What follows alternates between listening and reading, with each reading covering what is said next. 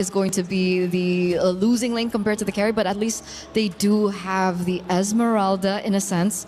I'm still thinking about this mid lane matchup. Technically coming into phase 2, Team Falcons do have the potential to start limiting that down.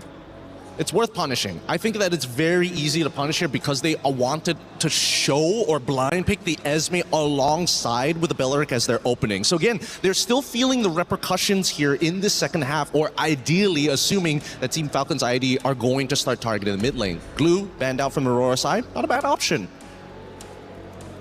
Are we expecting a weird pick? I feel like you already have something in mind. You're giving me that face, and I am now intrigued to know what this weird pick could be. Up until this point, we've only seen Aurora in the jungle for Anu pick up the Hirara and the Gwen. Both of these heroes have been banned out. But we did see something crazy like the Hanzo yesterday. I was going to mention, actually, the Hanzo. But it was for Team Falcons, and I don't think they're in a position that they really want to, take that out of the box just yet. Maybe let's read into this a little bit, right? Because Gord, on the other hand, just got banned out. A good mid lane pick, but particularly good at dealing with big, beefy boys. The more health, even better. The more stats, even better. I deal true damage. I don't even care about it. I think that Falcons want to get more beefy boys on their side. All the quote-unquote anti-tanks aren't really there, and you're going to have to wait until Claw gets the 3 items before he can actually deal with the tanks. Yeah, so we're thinking maybe like heroes like the Akai, we've seen it yesterday. Fredrin and Baxia are still potential heroes that can be picked up here. And seeing that the Lilia was also banned out, it might actually lean that way as well. Wait, are they not going to get rid of the... Oh, maybe in their minds, the Jushin is like, oh, it's a non-factor now. Too short range, Yves is going to win the lane, just get a good support. The mid duo should do that. Get most of the job done in the early game, right? Exactly, exactly. So what's the call? I'm guessing... Gatot Kacha was banned out earlier. Is it just to, take away the combo with Sora, Gatot, and the Eve? Possibly, but there's also an opportunity here for Aurora if they're looking to try and shut down specifically Carry, who's really, really short range compared to the other marksmen that we have in the game. Farsa might be an option here. Oh, but they go for the Valentina instead, so they are willing to sacrifice the early stages of the early early game of the mid lane. So what lane are they going for? And maybe are they making it up with their jungler pick? Ooh. Let me think about that for half a set. Maybe there's an opportunity, but that kind of depends on whether Team Falcons are going to be playing for carry strong side, right? They might be able to diversify. So what's the diversity here? I would say they can get a Cho, a possibility of Cho on their side, just to kind of speed up what's happening down in the mid lane, force Claw to start taking purifies and things like that, and maybe you have a better opportunity, right, to set up for dives on the bottom side of the wave. And I think it would be quite characteristic, right? I mean, Raimundo is a player that really loves, the invader roamer. She likes that heavy set heroes. It's quite weird that we only have seen her, I was about to say, on the Hylos. And the Hylos pops up here with the Nolan. Not the hero that I was expecting, but naturally you do have the Assassin here, which maybe warrants why they banned out the Lilia instead of the Jushin that you mentioned. Yeah, makes a lot of sense as a matter of fact. Again, really well done for Lucky Boy alongside with Ethan. They clearly have a plan in mind, and they're trying to adapt that plan. Really try and dough it through, Gotta adjust it constantly. But this last pick is so important, and I don't think there's an optimal pick. It's really just to pull the comp together. Fredrin makes a lot of sense here. They could go, could they go a little bit further than that? Could they go for an assassin themselves? We have Lancelot, Hayabusa, Hirara's banned out, so that's not an option for them to go for. They could potentially go for something like a Harley to try and snipe the Yves here and there. There you go, they got it. Okay. Interesting. Okay. Now, the only reason I said Harley, and I don't want to be taken the wrong way here, it's just a lot easier to execute compared to the Hayabusa. Okay, and that's a way that they choose. This is actually the first Harley we've seen here on Stream A, so I was caught quite off guard. What did you think about it? Hey, I'm just saying for the ride, baby. You guys are breaking it down for me, and I'm listening and learning as much as I can. It's Falcons Indonesia versus Aurora Gaming, a match that means a lot. The loser will have their key crushed. The winner will stay alive, but only for just a moment's time. Another series will await them. Will it be Falcons Indonesia? Will it be Aurora Gaming? Mirko, Brigitte, let's find out. A really thorough breakdown of potentially what to anticipate heading into match number 1 with these drafts, but a lot's at stake as mentioned by Our panelists, the first elimination match here in Stream A, and we are about to witness it right here and now. Welcome to game number 1, and we will have to sort a few things before we officially start the match, but we're seeing the drafts in front of us. It is indeed the first Harley game we're seeing in Stream A, but against a Nolan and this composition in general. How are we feeling about this Harley pickup that Aurora Gaming decided to go for? Wow, wow, wee, wow. Wow, wow, wee, wow. Yeah, that's the first thing I gotta get out, you know, for the for the Harley. Harley's good, you know, against the carry. If she steps a bit too far in this winning matchup, we've seen, you know, tendencies for gold laners when they're in a winning matchup to go in, they want to bully harder, and they end up getting punished. So the Harley can actually take advantage of that. And I think it's the same for the mid lane. Yeah, if Eve walks up way too aggressive, you're going to get punished by the Harley, so it's all about that. Meanwhile, though, if you look at Falcon's ID, it really seems like, you know what? We're going to go back and play the simple game. Yesterday, we saw them try to, like, play very difficult, high skill ceiling compositions where they need to do everything perfect. Now, it's down to just win these lanes, utilize those winning lanes with an assassin in the jungle that has been great, even in the losing games. Falcon's ID, Chef, has always been great against Seita. Suyo and the Hanzo both were, I think, the two shining picks in that series. So the fact that now she gets her hands on, I think, a more meta assassin, you know, especially compared to the Hanzo and the Suyo, who both didn't do too much. Yeah.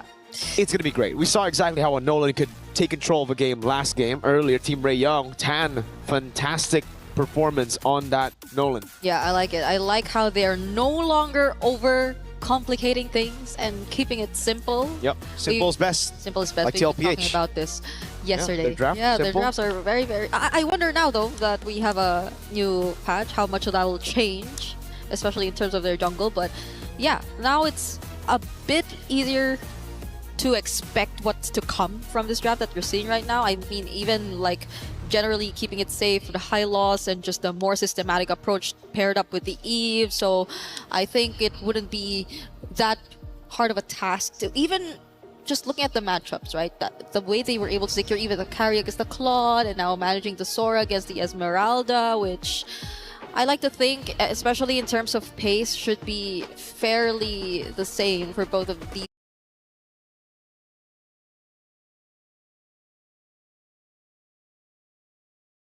For both of these teams, it's just a matter of who gets to find the aggression earlier on first. And we are, I think, just a few moments away before we actually see this game begin, because again, we do not want to really compromise the experience that we will be having in this tournament. So please stay tuned for and hold on for a bit. We are going to get in the game really, really soon. There's a lot at stake, especially as it's an elimination match, so, you know. Yeah. It's a big one. You're going to have to pay attention to this one, folks. We already have one team eliminated. Earlier, we saw their key crushed. Unfortunately, it was in Stream B, and now for Stream A, our first and only, I believe, elimination match. All the others will be promotion matches, and all the other elimination matches will be found on Stream B. So if you want to check out Stream B, you know, there, I heard they got like some other casters there, don't know their names. Stream B. I think it's Reptar and a young man from the Philippines, Leo. But they say Stream B does stand for B as in better stream, though. So could also stand for the boys. Because we do have some, or bears. Bear boys, yeah. They call themselves the Wee Bear Bros plus LaFell. So you don't count LaFell as a bear bro? Is it just because? Now. No, you excluded him from the group. You're like Bear Bros and LaFell. Like, LaFell is just the okay. I'm used to seeing the Bear Bros as 3. Yeah, definitely not LaFell. If you add LaFell, that's 4, but we can add another one. Nah, you should have added the other one at the start. Now it just feels like a pity slot, you know? I'll have to explain myself to him again after this. I'm gonna tell the story to LaFell. It's like the Bear Bros and LaFell. This is a side character. He's but what if it's one of the Bear Bros who said that? Then it's okay? They would never. How could they? How could they? Why would they do that? Okay. I will explain. But it's over the Bear stream, it's GCT versus Twisted Minds, if you guys want to check that out. And we got a Hanabi, so yo. And an Aulus. And an Aulus. And they are doing okay. No, they're down 5,000 gold. Why don't we cast Stream Beam right now? I mean, I have it up actually. I don't know if we can pull it up, but... No, we can't pull it up. But yeah, a Hanabi and an Aulus in the same game. Which one? MWI. MWI. MWI. It's fun. It's fun. A lot At least it's not a Popol and Koopa jungle. We've seen a lot of that. Here. Yeah. When we were playing in the EU server, yes, a lot of the Popol and Koopa jungle. I'm trying to recall what other pick we've been seeing a lot. I think it's... No, it's mostly just the Popol and Koopa, really. Like, they really like playing it in the jungle or in the roam, wherever they want to do. But now we are officially starting game number 1 between Falcons ID and Aurora. Yep. So it is, again, as previously discussed, a Nolan versus a Harley, which currently is being... Okay, he got to steal that camp, at least before they got to him. This is one of the good points of having a Nolan on your team. You can invade so early on to a Lizard take, or even, again, in the Golem. It's very surprising he was able to snatch the Golem away out of all the different camps that you'd expect. Anu, though, won't be too far behind as she gets her hands on the lethal. Will actually try to go for the invade herself. Oh. Spot Sev, but Sev knows it too. The Bargain Hunter this time for Luette. Just seems like it's the common choice for the Esmeralda now. We saw 2 back-to-back Bargain Hunters on the Esmeralda. They have the exact same emblem as for Liv, the though. Roamers. Liv as Mystery Shop. On the carry, interesting choice. The PYT for Zulana as well. I wonder what ultimate they'll mainly prioritize to as the Valentina, right? Considering the lineup that Falcons currently has, you have either the Shifting Skies or maybe even the RWM and the Glorious Pathway. So they'll have a lot of options if they just really want to set up for the team fights. I think it wouldn't be as much of a problem for them to find an ultimate that could complement the Veleric. Because the Wrath of Dryad too, I think it would be really useful if you pair it up with another AoE battle spell that you can pick up from Team Falcons. And both are seemingly setting up for this upcoming turtle. Yep. Good position held down by Shev here. Not too sure if she'll be able to get the flank on Anu. That's the walk up. Violet goes in straight on towards Anu. Already with a hat. They're going to go all in with a fracture everything. Whoa. Oh my goodness. Together with the Shifting Skies bursting through Zulana and Luette like they're nothing. Straight to the turtle and it's free. Yeah, Zulana, understandably so, but Luette even. Yeah. Barely being able to do anything as the Esmeralda in that scenario. Not even with a sprint. There was just a bit too much slow. Oh. And if it weren't for that flicker, Nika would have been next. Yeah, she got away in time. Shev now looking to capitalize on this early lead. A 1,000 gold lead, 2 kills and a turtle. This is a dream start for Falcons ID. Something that they haven't been able to get throughout MWI, and that means just the one match yesterday. Yes, so that's what you get when you simplify things and make it more easier for your team to just execute the lineup overall. They need not worry about trying to follow a perfect setup or sequence in order to win out on fights. And it's not like they just chose to focus on the fights. They were doing that all the while they were also securing the objective. But Anu, wait. You don't want to go against Violet. She's the one who actually went in on you earlier. Anu has to back away. Violet with a flicker to chase as well. Trying to go for the full stacks. The RWM. Livy is the one who picks up the kill. Now it's Raimundo getting chased out. Wow, okay. They really made sure that Anu would go down at that moment. And now it's Sev taking her own purple buff away from her as well. Oh no, the buff! Yep, greedy invade. Buff didn't get taken. Retri was down and the falling star moon from Luette was enough to take it. Luckily, Turtle will be spawning in 20 seconds, so they won't lose too much. It's just a bit of that momentum taken away, and Anu, surprisingly, a level ahead. Yeah. Against a Nolan. Did she actually get the orange buff earlier? She was able to steal it away, right? During that previous, we'll have to... She did. We have to double... Wait, no. I believe she did. Yes, she took the orange buff and then she died, right? Yeah. Could have been what happened here. Luette. Okay. Back in the mid lane, stunned down by the Law and Order. Violet just walking up, and it does seem like right now Mob Psycho is waiting to catch Liv in an ambush. Sev blitz it, as you would expect from the Nolan. Live there, utilizing the Bargain Hunter really well. Corrosion side already done as Raimundo rotates over, pops in the Glorious Pathway. Living now with a jump as well. That's with the RBM on RBM action. Zulana in the back, going to be caught by the damage. Rather than try coming around Liv with a flicker in. Forces Nika to go back, and now it's Anu in the midst of it all. Chase coming down as well. Anu gets away with a hat trick. Liv gets the gold crab. How is no one taken down in that entire sequence? They were all there. Nika flickered away. It was a 5-man rotation even from Aurora just to take that purple buff away from Team Falcon's ID, but nonetheless they get it, and even more as they take down that structure up top. And Anu is just as difficult to catch on this Harley. It's been a tough task for Falcons, and she's been very sneaky with the plays of trying to find trades across the map. That's been happening unknowingly for Team Falcons. So I guess that's how they're actually able to keep this slight advantage, but it's nothing that Falcons can catch up to. They've actually already catched up. Sev's already level 8 as well, and the gold lead's already on their side. It's just so tough to deal with Anu. I mean, for Anu to deal with Violet and Sev, there's so many members that can just walk her down right now. Oh man, Violet, it almost just seems like every time Violet sees Anu, she walks up. Now Nika's trying to zone. Oh no, everybody's just gonna go all in. Glorious Pathway as well, forcing the Wrath of the Drive from Nika. Sev with the kill. Okay, there was no way Nika could have walked out of that. That was 2 members onto her, Sev! Forcing out the BMI from Mob Psycho, but that's another turret that Falcons are actually going to take for themselves. But again, Anu doing what she can, trying to find as much trades across the map. They're trying to keep this lead very small. Sev?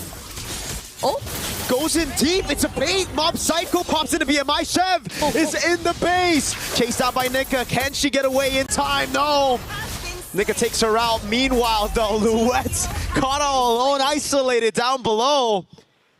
And she's taken down as well. Falcon ID soaring in the skies here in their first game of the elimination match. Okay, Sev's down. They won't immediately get to go to the turtle, but it's not like Aurora are planning to transition to that either. They're going to focus on securing their purple buff first, and it's actually Violet who starts off this turtle, and it might not be the plan for Aurora as it's an immediate burst for Falcons on this objective. They'll take a bit more of their time. I believe even earlier we saw a slight advantage in terms of the gold towards Liv compared to Mob Psychos. A bit expected if you were to look at the matchup, but now it's Aurora just really trying to move as a unit this time. Uh-oh. Nika with the flank on Violet. Doesn't seem like they're going to pull this off. Violet clears out the wave in time. Everybody backing away. It's just too risky to dive Asura. Violet's been on point, though, so far. Every time with the chase as well. The Glorious Pathway on Nika. Law and Order as well. They're catching. Flicker out, though.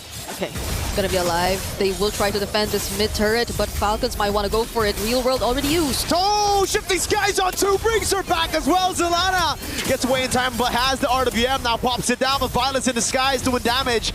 Gets away, there's just no damage. Nika cannot get the flicker, it's down on cooldown. Oh, Rather than try, catches 3, they're gonna go all in, almost a pick.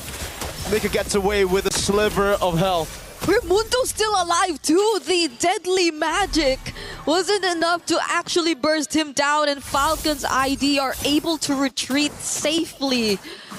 Imagine being able to force them under even your tier 2, but them still eventually getting away. I mean, everything that Aurora did as a response felt very defensive to either way. Even the clutch pickup on the Real World. Oh, Liv did not. Whoa. Liv did not recall. She didn't. She's gonna have to flicker out of the Falling Star Moon. Big resource spent and nobody here, but Aurora, they don't want to punish even further. They're thinking of ways that Falcons can actually ambush. All this time, it's built up. That's the frustration that's built up. Liv really making the most out of that Bargain Hunter, man. Already 3-item power spike. Flicker down for Liv. Can't catch up with the RWM. Catches Anu. That's a killing spree already. Great taunt by Nika. Oh no, everybody just walks her down though. It's a bit too much for them to handle. Not enough damage to retaliate to that play. And that's the target that they want. Anu finally going down. Moments just before you could have expected a Lord fight between Team Falcons ID and Aurora, which is why this is likely going to be a free objective over to their side once again. And it's something that they could greatly utilize, as Aurora have barely made successful movements enough to take control of the map too. It's always Falcons finding these turrets, and it's always them just forcing Aurora to put down their ultimates in the most... Oh no! Okay! She just got back. Oh my god, Raimundo with the Law and Order trying to catch her. Won't be able to get it down. That's kind of crazy though. Now a siege up top. No Lord just yet. They're gonna crack. Oh, an attempt by Chev down below. Mob Psycho able to react in time with the Blazing Duet and a flicker out. The Lord took a while before it spawned, but going back, it's again Falcons just always forcing out the reactions from Aurora. It's not like Aurora are able to set up anything for themselves, not even with a Wrath of Dryad, not even with a Falling Star Moon. They really have to play counter-engage at this point, considering that they're significantly behind too. Falcons are barely doing anything to take out these outer turrets, and now Aurora have lost all of them.